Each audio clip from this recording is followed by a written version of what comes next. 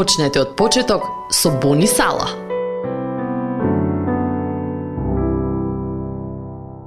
Тогаш му рече: од сега името нема да ти биде Јаков, туку Израил, зошто се бореше со Бог и со луѓето и ги победи.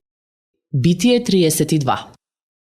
Од сите мажи и жени во Библијата, Јаков се чини како чудна личност, со која би се поврзал Бог.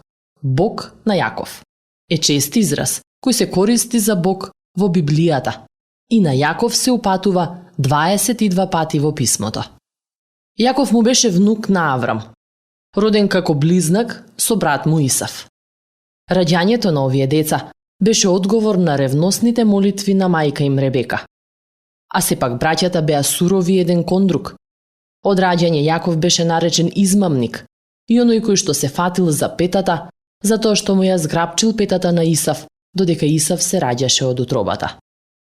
Препирките на близнаците сигурно биле чудни внатре во Ребека. Добро е да се биде паметен, освен ако не се користи за зло. Кога Јаков порасна, тој ги измами брат му и татко му и ги украде правата за семејно наследство. Ова предизвика голема расправија во семејството, која не се поправи многу години. Кога Јаков беше тргнат да се помири со брат му како возрасен, Бог испрати ангел кој се бореше со Јаков. Приказната е соодветна сцена за животот на измамникот кој се зграпчил за петата. На крајот, Бог му даде друго име на Јаков, името Израел, како знак дека ги надминал неговите битки со Бог и луѓето.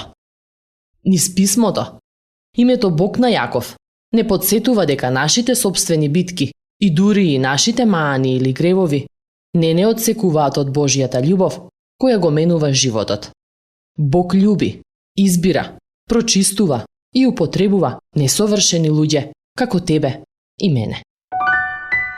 Следевте еден момент на рефлексија од Бони Сала. Почнете од почеток со Бони Сала.